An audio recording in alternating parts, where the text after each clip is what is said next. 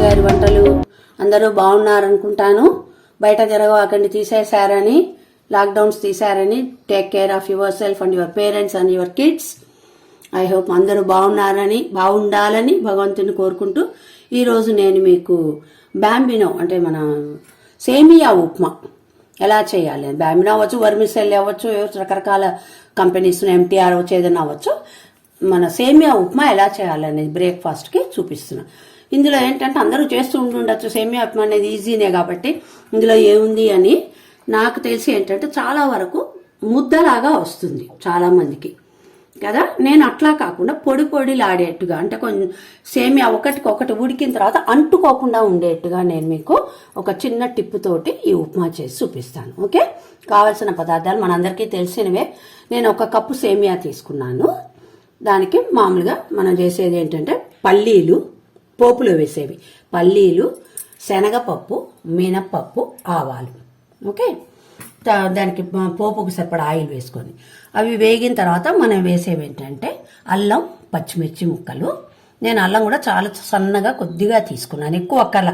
మన బొంబాయి రవ్వ ఉప్మాలో, గోధుమ రవ్వ ఉప్మాలో పట్టినంత పట్టదు అల్లం, ఎందుకంటే ఇది కొంచెం స్వీటిష్గా ఉంటుంది కాబట్టి అంత అల్లం పట్టదు. తర్వాత క్యారెట్ ముక్కలు, అది ఇష్టమైన వాళ్ళు వేసుకోవచ్చు. క్యారెట్ వేసుకోవచ్చు, బీన్స్ వేసుకోవచ్చు. అంటే మనం ఈ మ్యాగీలో ఎట్టా వేసుకుంటారో అవన్నీ నూడిల్స్లో వేసుకున్నామని ఇందులో కూడా మీరు వేసుకోవచ్చు. నేను క్యారెట్ వేస్తున్నాను, ఉల్లిపాయలు వేస్తున్నాను, సన్నగా చాప్ చేసుకున్న ఉల్లిపాయలు. ఓకే, తర్వాత కరివేపాకు. ఈ కరివేపాకు మా చెట్టుదేనండి, మా ఇంట్లో మామిడి చెట్టు ఉంది, కరివేపాకు చెట్టు ఉంది, జామ చెట్టు. తర్వాత జీడిపప్పు నేను ఆల్రెడీ నేతిలో వేయించి పెట్టుకున్నాను, ఎందుకంటే అంతా అయ్యాక పైన మన ఉప్మా మీద మనం వేసుకోవచ్చు అనమాట. అట్లా పెట్టాను. తర్వాత ఒక చిటికెడు పసుపు. ఈ పసుపు అందరూ వేస్తారు, కొంతమంది వెయ్యరు, కలర్ వైట్గా ఉండాలని. బట్ నాకేంటంటే నేను సైన్స్ అందుకున్న ద్వారా నాకు నమ్మకం ఏంటంటే పసుపు అనేది మన ఉడికిన ఏదైనా సరే మన కుక్కుడు ఫుడ్లో ఉండేటువంటి ఏదైనా ఫాల్ట్ ఉంటే, ఏదైనా బ్యాక్టీరియా ఉంటే కూడా దాన్ని ఇది చంపేస్తుంది అంటారు పసుపు అనేది ఉంది. సో నేను ప్రతి ఫుడ్ ఐటెంలో కూడా కొద్దిగా నేను పసుపు వేస్తాను, అది నా అలవాటు. తర్వాత తగినంత ఉప్పు కూడా ఎక్కువ పట్టదు, జాగ్రత్తగా వేయాలి ఇది. ఓకే, తర్వాత నీళ్లు. ఇక్కడ నీళ్ళు ఏంటంటే మనం మామూలుగా అయితే ఉప్మాలో తిరమూతేసి నీళ్ళు వేసి తెరిలిపోయాక ఉప్మా రవ్వ పోస్తాం కదా, ఇందులో అట్లా కాకుండా ముందు తిరమూత వేసుకొని ఈ నీళ్లు పక్కన వేరుగా బాయిల్ చేసుకోండి, బాగా బాయిల్ అయ్యేట్టుగా. ఎట్లా తీసుకున్నానంటే ఈ కప్పు సేమియాకి 2 కప్పుల నీళ్లు తీసుకొని దీన్ని పక్కన పెట్టుకొని బాయిల్ అవుతూ ఉంటుంది. ఈ లోపల మనం పోపు వేసుకోవాలి. తర్వాత బాంబినో దాంట్లో నూనెలో వేసి నూనె దీనికి పట్టిన తర్వాత అప్పుడు మనం ఆ బాయిల్డ్ వాటర్ పోస్తాం. ఓకే, చూపిస్తాం. వాటర్ బాయిల్ చేసేద్దాం. ఇక్కడ కూడా కళాయి పెట్టుకొని నూనె వేసుకుందాం. నూనె ఏంటంటే కొద్దిగా అట్టి పెట్టుకోండి, మళ్ళీ మనం కొద్దిగా చివర్లో వేసుకుంటే ఏంటంటే పొడిలాడుతున్నట్టు ఉంటుంది అనమాట. ముందు పల్లీలు వేసుకున్నాము. పిల్లలు ఇష్టంగా తింటారు కాబట్టి నేను కొంచెం పల్లీలు ఎక్కువ వేస్తాను, అది మీ ఇష్టం. పల్లీలు అక్కర్లేదు, ఓన్లీ కాజు చాలనుకుంటే కాజు వేసుకోండి.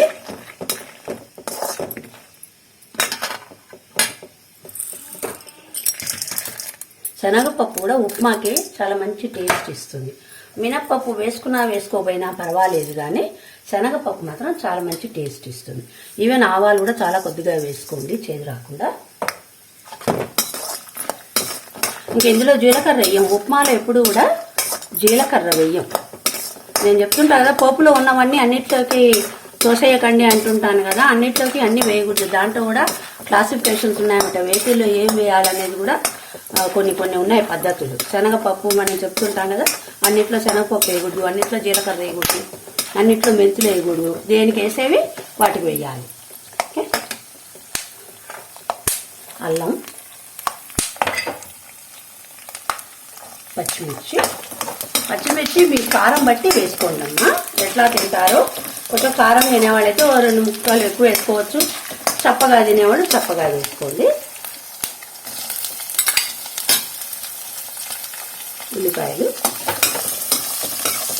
ఉల్లిపాయలు క్యారెట్ ఒక 2 నిమిషాలు ఉండనివ్వండి, ఎక్కువసేపు ఉంచద్దు.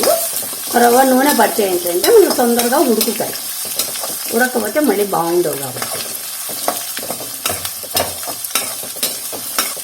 ఇప్పుడు నేను ఇందులోకే సాల్ట్, పసుపు వేస్తాను. సాల్ట్, పసుపు కూడా ఇందులోకే వేసాం, ఒక చిటిగా జస్ట్ ఒక రవ్వ పించ్. సాల్ట్ ఇందులోకి వేస్తే ఏంటంటే ముక్కలకు కూడా పడుతుంది. ఉట్టిగా నీళ్ళలో వేసామనుకోండి మనకి ముక్కలకి పట్టదు. అందుకని దీంట్లో వేసి ఒక 2 నిమిషాలు ఉంటే ముక్కకి కూడా ఉప్పు పడుతుంది. కరివేపాకు, ఇక్కడ మనకి వాటర్ బాయిల్ అవుతుంది. అవి తెలుస్తున్నాయి కదా, ఇందులో పోయడానికి ముందు ఒక్కరో సేమియా ఇందులో వేసి కొద్దిగా నూనె పట్టేట్టుగా వేసుకోండి, మాడిపోకుండా వేసుకోండి. ఆయిల్ పడితే ఏంటంటే కొంచెం పొడి ఆడుతుంది, అంటుకోకుండా ఉంటుంది. మన ఒక సేమియా శుద్ధలాగా అవ్వకుండా ఉంటుంది. ఇప్పుడు వాటర్ పోసేద్దాం ఇందులోకి.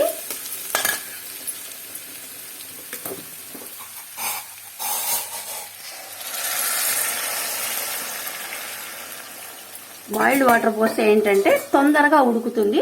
ఎక్కువసేపు నీళ్ళల్లో నానినట్టుగా ఉండి మెత్తబడకుండా మనకి తొందరగా ఉడికిపోతుంది అన్నమాట. చూడండి అయిపోయింది, పొడి పొడిగా ఉంది, ఎతుకు శుద్ధ కాకుండా.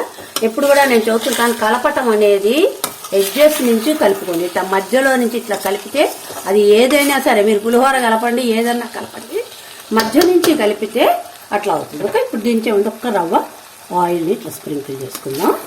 ఎందుకంటే ఇది కూడా మనకి ముక్క అంటుకోవాలి, మన సేమియా ఒకదానికి ఒకటి అంటుకోకుండా వస్తుంది. ఓకే, దీని మీద జీడిపప్పు వేసేసి కలుపుకొని డెకరేట్ చేసుకుందాము. సర్వింగ్ బౌల్లోకి తీస్తాను. ఓకే, రెడీ, వేడి ఎమ్మి ఉప్మా రెడీ అయిపోయింది.